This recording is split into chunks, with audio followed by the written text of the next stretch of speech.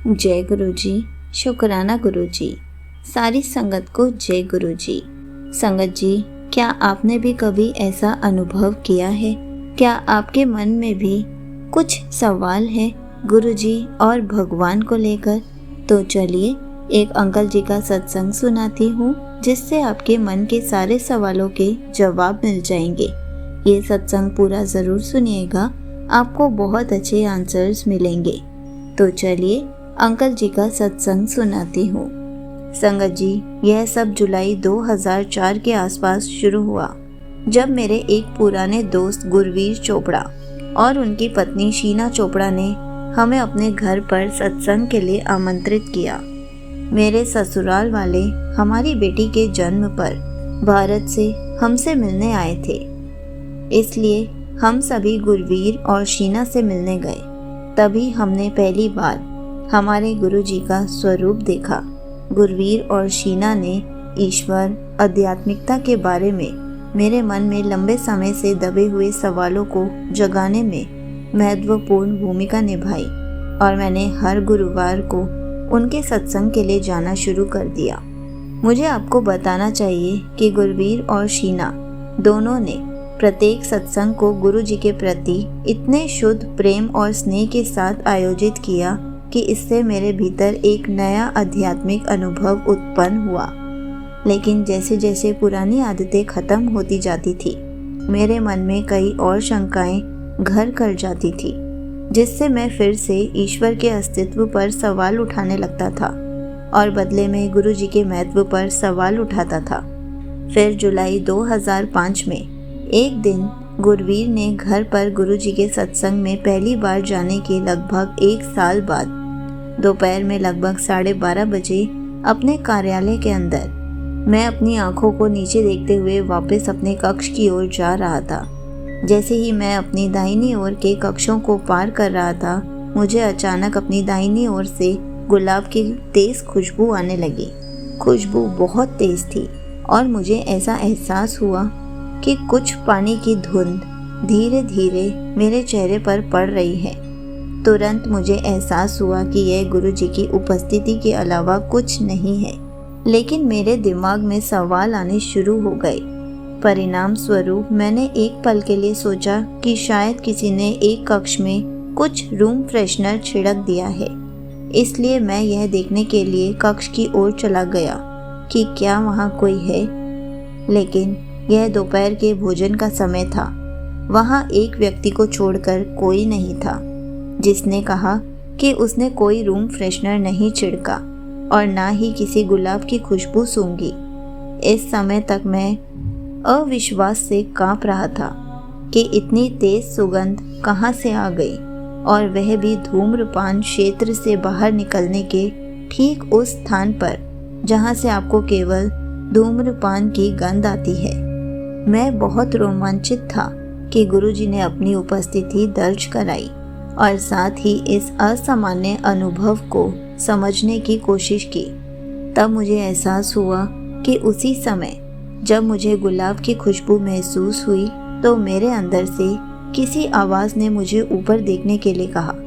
क्योंकि मैं उस समय चलते समय नीचे देख रहा था, मैं देख सकता था कि उनकी गर्दन से लेकर धड़ तक एक डार्क चॉकलेट और बारगंडी कुर्ता पहने हुए एक व्यक्ति है जो मेरे सामने से गुजर रहा है। उनकी पूरी आस्तीन ऊपर की ओर खिंची हुई थी, इसलिए मैं स्पष्ट रूप से उनके हाथ और उनकी दाहिनी कलाई के चारों ओर सुनहरी कड़ी देख सकता था। वह एक सेकंड के लिए स्तब्ध हो गया और वास्तविकता ने मुझे बिजली के बोल्ट की तरह झकझोर दिया कि वह व्यक्ति कोई और नहीं बल्कि हमारे गुरुजी थे। उस पल मेरी पूरी गैर ईश्वरीय आस्था और तार्किक सोच टुकड़ों में बिखर गई। मैंने जो अनुभव किया वह किसी चमत्कार से कम नहीं है। मेरे गुरुजी ने मेरी शंकाओं को दूर करने के लिए इस छोटी आत्मा के सामने अवतार लिया। इस मिरेकल के बाद मैं कभी भी वैसा व्यक्ति नहीं रहा। इस मिरेकल के बारे में एक महत्वपूर्ण बात जो और भी अधिक महत्व रखती है, वह यह है कि उसी दिन सुबह जब मैं कार्यालय जा रहा था, तो मैं भगवान के बारे में आत्मनिरीक्षण कर रहा था और मैंने खुले आसमान की ओर देखा और भगवान से निम्नलिखित बात पूछी। भगवान, मेरे पूरे जीवन में मुझे चीज़ों को तर्क संगत बनाना और केवल उन चीज़ों पर विश्वास करना सिखाया गया जो आप कर सकते हैं। देखें, सूंघें, स्पर्श करें, लेकिन अब मैं भ्रमित हूँ, इसलिए आप कृपया खुद को साबित करें और मुझे दिखाएं कि आपका अस्तित्व है। अन्यथा मेरा तार्किक दिमाग आपके अस्तित्व को कभी स्वीकार नहीं करेगा। कृपया मेरी मदद करें। फिर मैं अपने कार्यालय पहुंचा और हमेशा की तरह काम से संबंधित चीज़ों में शामिल हो गया और दोपहर 12:30 बजे के आसपास गुरुजी ने दर्शन दिए, जिन्हें मैं देख, सूंघ, स्पर्श कर सकता था। मैं गुलाबों की सुगंध महसूस कर सकता था। मैं अपने चेहरे पर पानीदार धुंध का स्पर्श अनुभव कर सकता था और अंत में मैं उनके शरीर को मेरे सामने एक झटके में गुजरते हुए देख सकता था।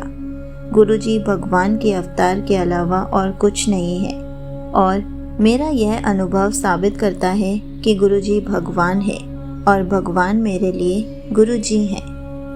यहीं पर अंकल जी का सत्संग समाप्त होता है। संगत जी, देखा आपने, हम भी अगर कभी ऐसे गुरुजी को याद करते हैं कि अपनी प्रेजेंस फील कराओ, या फिर कभी कभी हमारे मन में भी इच्छा होती है या हम एक बात से थक चुके होते हैं कि हमारी तो बात ही नहीं पूरी होती, हमारी तो चीज़ें ही सही से नहीं चल रही होती। अगर आप हैं तो अपनी प्रेजेंस फील कराओ या कुछ ऐसा मिरेकल करके दिखाओ। और जब गुरुजी ऐसा मिरेकल कर देते हैं तो हम कितने चौंक से जाते हैं, हम कितने हैरान हो जाते हैं कि ये सब क्या था। इसका मतलब है कि गुरुजी भगवान है, भगवान ही गुरुजी है। संगत जी, एक बार सच्चे मन से विश्वास कीजिए। गुरुजी हमेशा कहते हैं, तुम कदम आगे बढ़ाओ, मैं हमेशा तुम्हारे पीछे मिलूंगा।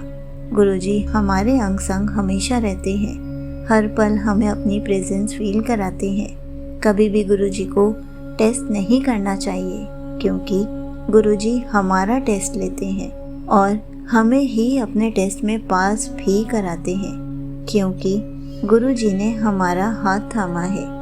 हर संगत को गुरुजी अलग अलग तरीकों से अपनी प्रेजेंस फील कराते हैं, इसलिए गुरुजी का हर पल शुक्राना करें। अगर आपके मन में भी कोई ऐसी शंका है, कुछ ऐसे सवाल हैं, तो आप भी गुरुजी से गुरुजी के स्वरूप के सामने बैठकर पूछिए। गुरुजी आपको ज़रूर आंसर देंगे। गुरुजी आपको सही रास्ते पर लेकर जाएंगे। जय गुरुजी। शुक्राना गुरुजी।